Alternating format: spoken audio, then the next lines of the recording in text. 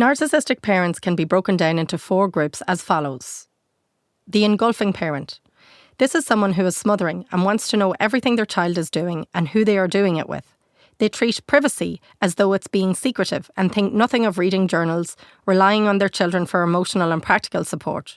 They use stonewalling, emotional abandonment and guilt-tripping to manipulate their child into meeting their needs above everyone else's. The critical parent. This parent is highly critical of their children, whether it's about who their friends are, their weight, their clothes, their behaviour, their schoolwork.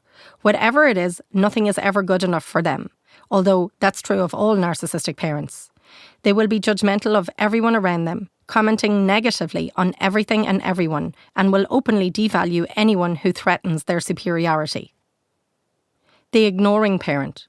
This is someone who takes little to no interest in their children, demands they do as they ask and only spends time with them when they are doing their bidding.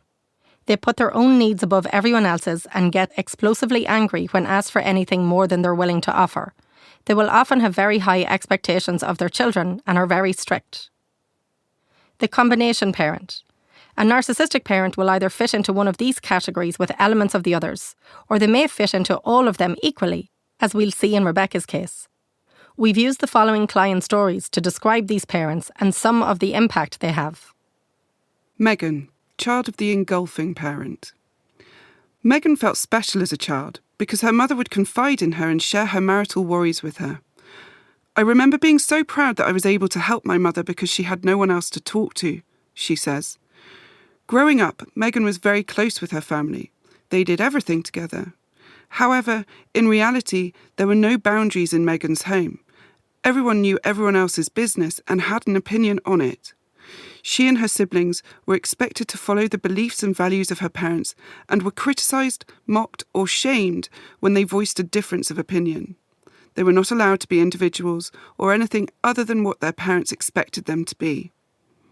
Megan was often described as her mother's shadow or mummy's little helper because she loved to help cook and clean. But her responsibilities went beyond what was age appropriate, and when Megan didn't want to help, her mother would withdraw love and affection from her. She was her mother's confidant, mini-therapist and round-the-clock emotional caretaker. Megan's family judged people both within and outside of the family. It effectively became a competition to see who could complain the least and had the fewest needs to be met. At 12, we bought our own uniforms and books. We never asked for anything. Megan's parents not only overly relied on her emotionally, they also exploited their children financially. Megan recalled being involved in managing their finances, earning money and paying family bills when she was just 13. Megan's mother placed burdens on her to such an extent she often felt her mother couldn't cope without her. She felt emotionally more mature than her parents and therefore responsible for solving the challenges that her family members faced.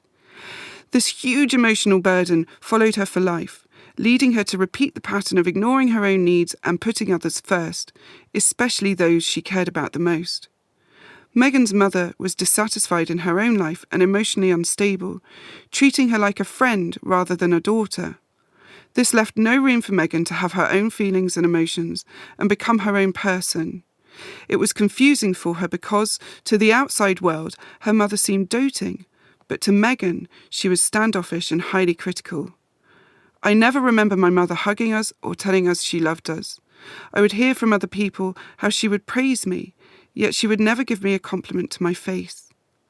Sarcasm and fault-finding among the children were nurtured and encouraged by Megan's parents, while they themselves were self-involved, making everything about them. They could not give their children the empathic love and nurturance they desperately needed, which meant their emotional needs were neglected and their emotional cups were not just empty, but running on a deficit, so they had no resources to give each other. The competition for the little bit their parents could give them created fierce sibling rivalry, each child developing their own roles, Megan's being the fixer, the one who would jump to the rescue and try to glue things back together. Megan learned that her own emotional needs were a threat to the safety of the relationship with her mother, and her survival was based on being able to tune into the needs of others around her. She therefore became a master at reading other people's emotions and anticipating their needs.